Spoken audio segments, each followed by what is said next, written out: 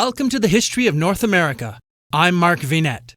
The mighty St. Lawrence River is a large waterway in the middle latitudes of North America, flowing from Lake Ontario in a northeasterly direction into the world's largest estuary, the Gulf of St. Lawrence. The river connects the Great Lakes to the North Atlantic Ocean and forms the primary drainage outflow of the Great Lakes Basin. Its drainage area is the world's largest system of freshwater lakes. The basin covers parts of Ontario and Quebec in Canada, parts of Minnesota, Wisconsin, Illinois, Indiana, Ohio, Pennsylvania, New York, Vermont, and nearly the entirety of the state of Michigan in the United States. The river becomes tidal around Quebec City. The river traverses the Canadian provinces of Ontario and Quebec, as well as the state of New York, and is part of the international boundary between Canada and the USA. It also provides the basis for the commercial St. Lawrence Seaway. The Vikings explored the Gulf of St. Lawrence in the 11th century and were followed by 15th and early 16th century European fishermen and mariners, such as John Cabot. The first European explorer known to have sailed up the St. Lawrence River itself was Jacques Cartier. At that time, the land along the river was inhabited by the St. Lawrence Iroquois. Because Cartier arrived in the estuary on St. Lawrence's feast day of August 10, 1535, he named it the Gulf of St. Lawrence. The epic voyages of this titan of history have become legendary and are well worth a close study. With the help of our friends at LibriVox, let's continue this fascinating story. From Anticosti, which Cartier named the island of the Assumption, the ships sailed across to the Gaspé side of the Gulf, which they saw on August 16th, and which was noted to be a land full of very great and high hills. According to the information of his Indian guides, he had now reached the point beyond which extended the great kingdom of Saguenay. The northern and southern coasts were evidently drawing more closely together, and between them, so the Indians averred, lay a great river. "There is," wrote Cartier in his narrative, "between the southerly lands and the northerly about 30 leagues distance and more than 200 fathoms depth. The said men did, moreover, certify unto us that there was the way and beginning of the great river of Hochelaga, and ready way to Canada, which river the farther it went, the narrower it came, even unto Canada, and that then there was fresh water, which went so far upwards that they had never heard of any man who had gone to the head of it, and that there was no other passage but with small boats." The announcement that the waters in which he was sailing led inward to a fresh water river brought to Cartier not the sense of elation that should have accompanied so great a discovery, but a feeling of disappointment. A fresh-water river could not be the westward passage to Asia that he had hoped to find, and, interested though he might be in the rumoured kingdom of Saguenay, it was with reluctance that he turned from the waters of the Gulf to the ascent of the great river. Indeed, he decided not to do this until he had tried by every means to find the wished-for opening on the coast of the Gulf.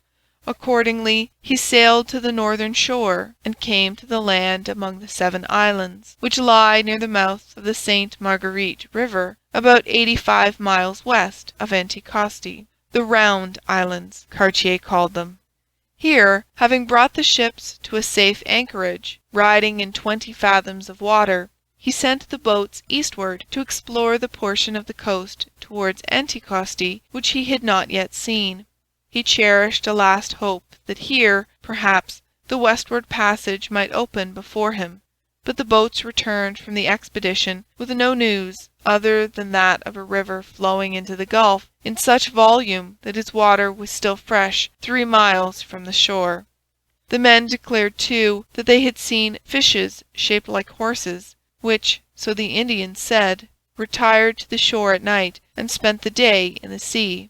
The creatures, no doubt, were walruses. It was on August 15th that Cartier had left Anticosti for the Gaspé shore. It was not until the 24th that, delayed by the exploring expeditions of the boats and by heavy fogs and contrary winds, he moved out from the anchorage at the 7 Islands to ascend the St. Lawrence. The season was now far advanced. By this time, doubtless, Cartier had realized that the voyage would not result in the discovery of the passage to the east. But, anxious not to return home without having some success to report, he was in any case prepared to winter in the new land. Even though he did not find the passage, it was better to remain long enough to explore the lands in the basin of the great river than to return home without adding anything to the exploits of the previous voyage. The expedition moved westward up the St. Lawrence. The first week's sail bringing them as far as the Saguenay. On the way, Cartier put in at Bic Islands, and christened them in honour of St. John. Finding here but scanty shelter and a poor anchorage, he went on without further delay to the Saguenay, the mouth of which he reached on September 1st. Here this great tributary river, fed from the streams and springs of the distant north, pours its mighty waters between majestic cliffs into the St. Lawrence. Truly an impressive sight.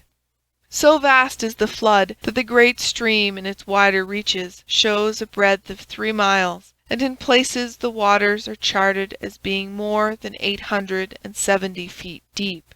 Narrowing at its mouth, it enters the St. Lawrence in an angry flood, shortly after passing the vast and frowning rocks of Cape Eternity and Cape Trinity, rising to a height of 1,500 feet. High up on the face of the cliffs, Cartier saw growing huge pine trees that clung earthless to the naked rock. 4 canoes danced in the foaming water at the river mouth. One of them made bold to approach the ships, and the words of Cartier's Indian interpreters so encouraged its occupants that they came on board. The canoes, so these Indians explained to Cartier, had come down from Canada to fish. Cartier did not remain long at the Saguenay. On the next day, September 2nd, the ships resumed their ascent of the St. Lawrence. The navigation at this point was by no means easy. The river here feels the full force of the tide, whose current twists and eddies among the great rocks that lie near the surface of the water. The ships lay at anchor that night off Hare Island. As they left their moorings at dawn of the following day, they fell in with a great school of white whales disporting themselves in the river. Strange fish indeed, these seemed to Cartier. They were headed like greyhounds, he wrote, and were as white as snow, and were never before of any man seen or known. 4 days more brought the voyagers to an island, a goodly and fertile spot covered with fine trees, and among them so many filbert trees that Cartier gave it the name Isle aux Coudres, the Isle of Filberts, which it still bears. On September 7th the vessel sailed about 30 miles beyond Isle aux Coudres, and came to a group of islands, one of which, extending for about 20 miles up the river, appeared so fertile and so densely covered with wild grapes hanging to the river's edge that Cartier named it the Isle of Bacchus. He himself, however, afterwards altered the name to the Island of Orleans. These islands marked the beginning of the country known as Canada. As mentioned, the St. Lawrence River is partly within the United States and as such is that country's 6th oldest surviving European place name. Until the early 17th century, the French used the name Rivière du Canada, or Canada River, to designate the St. Lawrence upstream to Montreal, and the name Ottawa River after Montreal. I'm Mark Vinette, and I hope you're enjoying the ride.